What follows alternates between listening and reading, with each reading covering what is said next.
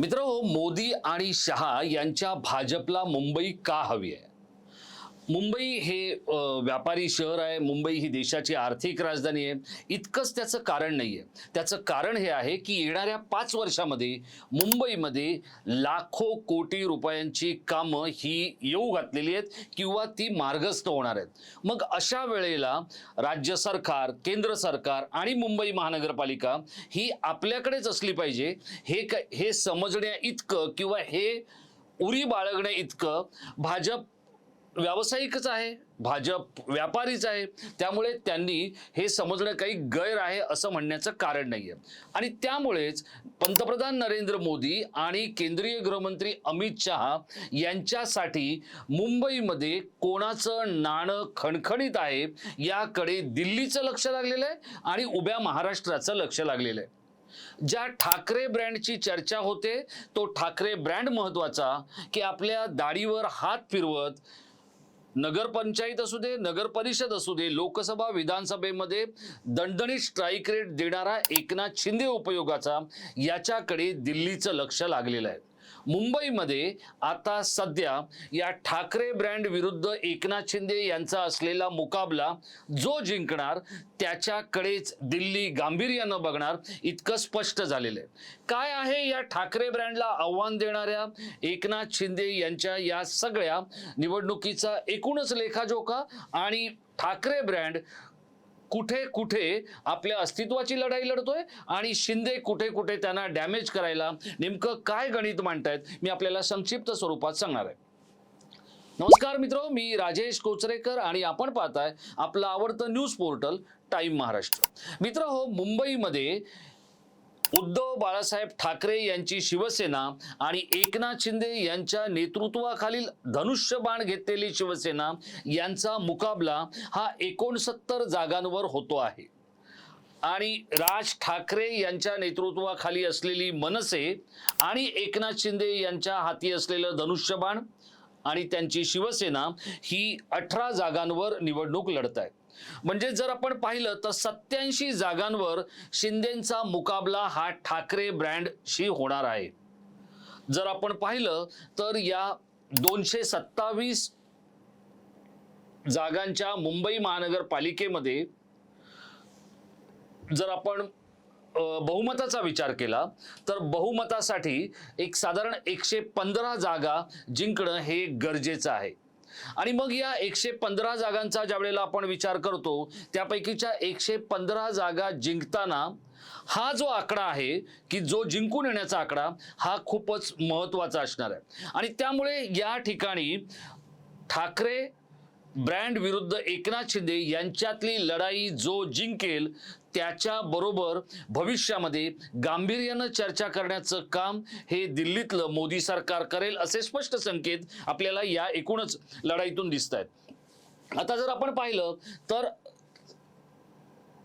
थाळी पण आपलीच, वाटी पण आपली, चमचा पण आपलाच असं समजणारे मोदी आणि शहा यांचा भाजप मुंबई महानगरपालिकेच्या 227 जागांपैकीच्या ज्या एकूण जागा लढतोय त्यांची संख्या आहे 137. या 137 जागांचा जर आपण विचार केला तर उद्धव ठाकरे हे 163 जागा लढत आहेत, राज ठाकरेंची मनसे 53 जागा लढते, एकनाथ शिंदे यांची शिवसेना 90 जागा लढते आणि बीजेपी आणि मनसे यांच्यात जो मुकाबला आहे तो आहे खरं तर 35 जागांवर. महायुतीचा एनसीपी शरद पवार यांच्याशी जो मुकाबला आहे तो 8 जागांवर. आता हे जे काही मी आपल्याला सांगतोय याच्यातून एक गोष्ट आपल्या काय लक्षात येते तर मुंबई महानगरपालिकेमध्ये उद्धव ठाकरे यांची ताकद क्षीण करण्यासाठी खरं तर एकनाथ शिंदे यांना खूप मोठं बळ देण्याचं काम हे दिल्लीतून अमित शहा आणि नरेंद्र मोदी यांनी केलं होतं. तसंच ते देवेंद्र फडणवीस यांनीही या आधीच्या काळात केलं होतं. पण आपले सगळ्यांचे डोळे गरगरून जातील इतका मोठा निधी या नगरसेवकांना गेल्या काही काळामध्ये देण्यात आलेला आहे. मित्रहो, मुंबई महानगरपालिकेतल्या नगरसेवकांना जो विकास निधी दिला गेलेला आहे तो विकास निधी 99% विकास निधी हा मुंबई महानगरपालिकेच्या महायुतीच्या नगरसेवकांनाच दिला गेलेला आहे.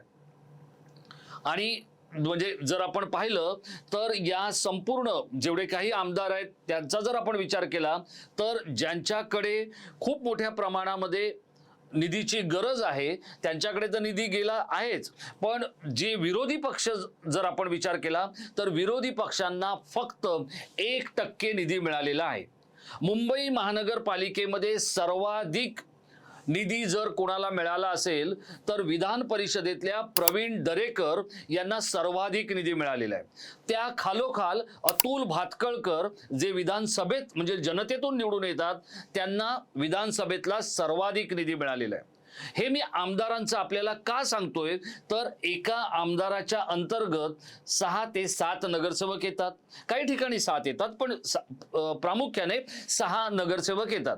आता या 6 नगरसेवकांना निवडून आणताना या आमदारांचं जे काही बलाबल आहे किंवा ताकद आहे ही खूप महत्त्वाची समजली जाते आणि त्यामुळे मुंबईमध्ये कोण परफॉर्मन्स करतो, मुंबईचा मुंबईकर कोणाच्या बाजूने उभं राहतो हे सगळ्यात महत्त्वाचं आहे. कोणासाठी? मुंबईसाठी तर आहेच, पण ते मोदी आणि शहा यांच्यासाठी सुद्धा महत्त्वाचं आहे. जो उपयोगाचा नाही त्याला हे दोघंही उचलून अक्षरशः रद्दीवाल्याच्या दुकानात टाकतात. मग तो राज्यातला भाजपचा निष्ठावान नेता असू द्या किंवा एखादा उद्योगपती असू द्या किंवा एखादा अधिकारी असू द्या, जो आपल्या कामाचा नाही तो भंगारच्या कामाचा, अशी या दोघांची एकूणच नीती आहे. आणि त्यामुळे गेल्या काही काळात जर आपण पाहिलं तर आता उद्धव ठाकरे आणि राज ठाकरे हे जरी एकत्र आले असले तरी या दोघांचा गांभीर्यानं आपल्या भविष्यातील राजकारणासाठी, भविष्यातील अर्थकारणासाठी, मुंबई हातात ठेवण्यासाठी उपयोग आहे की नाही हे 16 तारखेला आपल्याला कळू शकेल. जर आपण लोकसभा निवडणुकांचा विचार केला तर लोकसभा निवडणुकांमध्ये उद्धव बाळासाहेब ठाकरे यांच्या शिवसेनेने एकूण 4 जागा मुंबईमध्ये लढवल्या होत्या आणि त्यातल्या 3 जागा जिंकल्या होत्या. एकनाथ शिंदे यांच्या शिवसेनेने 3 जागा लढवल्या होत्या आणि 1 जागा जिंकली होती. ती कोणती आहे? रवींद्र वायकरांची. आता आपण येऊया की खरंच मुंबईमध्ये उद्धव ठाकरे यांची ताकद आहे का? तर मुंबईमध्ये उद्धव ठाकरे यांची ताकद कुठे आहे हे मतदारांनी दाखवून कुठे दिलं? यामिनी जाधव यांच्या प्रकरणात. यामिनी जाधव यांनी दोन्ही निवडणुका लढवल्या. लोकसभेची निवडणूक लढवली, तिथेही त्यांचा पराभव झाला आणि विधानसभेची निवडणूक लढवली, तिथेही त्यांचा पराभव झाला. मनोज जामसुदकर या उद्धव ठाकरे यांच्याकडे राष्ट्रवादीतून आलेल्या एका तरुण नेत्याने यामिनी जाधव यांचा पराभव केला. खरं तर यामिनी जाधव या अभ्यासू आहेत, धडपड्या आहेत, एका मोठ्या आजारानंतरही त्या लोकांमध्ये राहून निवडून येण्याची जिद्द बाळगून आहेत, पण त्यांना सलग 2 निवडणुकांमध्ये पराभव पत्करावा लागला. आता त्या 3री निवडणूक लढत आहेत, ती मुंबई महानगरपालिकेची. त्यात त्यांचं काय होणार आहे हे आपल्याला 16 तारखेला कळणार आहे. दुसरे नेते होते अनिल देसाई. अनिल देसाई हे निवडून आलेत.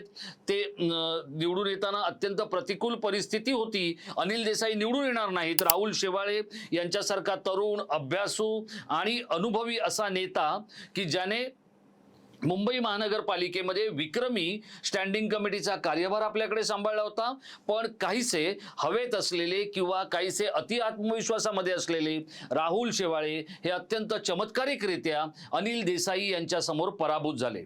ही एक दुसरी धक्कादायक विजयाची नोंद होती उद्धव ठाकरेंकडून केली गेलेली. आणि तिसरा पराभव जो होता तो तर खूपच उल्लेखनीय होता. शिवसेना भवन ज्या दादर माहीम परिसरामध्ये आहे त्या माहीम परिसरातील आमदार सदा सरवणकर यांचा अत्यंत आश्चर्यकारक केलेला महेश सावंत या तरुण शिवसैनिकाने जो पराभव केला तो सगळ्यांनाच चक्रावून टाकणारा होता. सदा सरवणकर हे जरी वादग्रस्त असले तरी ते अनुभवी आहेत, अनुभवी होते, पण त्यांना सुद्धा पराभव पत्करावा लागला. या 3 विजयाचा उल्लेख मी आपल्याला इतक्यासाठीच करून देतोय कारण या तिन्ही उमेदवारांच्या बाबतीत मुंबईकरांनी वेगळी वेगळी गणितं मांडलेली होती, पण मुंबईकरांनी आपला जो निर्णय दिला तो काहीसा अनेकांना अचंबित करणारा होता. आता अशाच काही निर्णयांची ओढली जाणार आहे का, अशाच काही निर्णयांची पुन्हा पुनरावृत्ती होणार आहे का, याच्याकडे सगळ्यांच्या नजरा लागलेल्या आहेत. जर आपण पाहिलं तर मुंबई महानगर क्षेत्रामध्ये उद्धव बाळासाहेब ठाकरे यांचे 10 आमदार आहेत. एकूण 20 आमदार आहेत, त्यापैकीचे 10 मुंबईतले आहेत. आणि जर आपण एकनाथ शिंदे यांच्या जर आमदारांचा विचार केला तर त्यांच्याकडे 4 आमदार आहेत. आता या 4 आमदारांकडे 6-6चा जर आपण विचार केला तर 24 नगरसेवक हे त्यांच्याकडे पहिल्या झटक्यात निवडून येणं हे अभिप्रेत आहे. ते 90 जागा ज्या वेळेला लढवत आहेत त्यावेळेला या 90 पैकी त्यांचा स्ट्राईक रेट नेमका किती असणार आहे याच्याकडे सगळ्यांच्या नजरा लागलेल्या आहेत. कारण त्यांनी लोकसभा आणि विधानसभा या दोन्ही वेळेला एकनाथ शिंदे यांनी दिलेला जो परफॉर्मन्स होता तो परफॉर्मन्स सगळ्यांनाच शिंदेंचं कौतुक करायला भाग पाडणारा होता. आता असंच कौतुक करण्याची वेळ ही मोदी शहा यांच्या भाजपवर शिंदे पुन्हा आणणार की मुंबईमध्ये ठाकरे ब्रँडचा जलवा आपल्याला बघायला मिळणार हे मात्र आपल्याला 16 तारखेला कळू शकेल. आता हा ठाकरे ब्रँड जिवंत राहावा म्हणून राज ठाकरे आणि उद्धव ठाकरे एकापेक्षा एक वेगवेगळ्या कृत्या करतायत.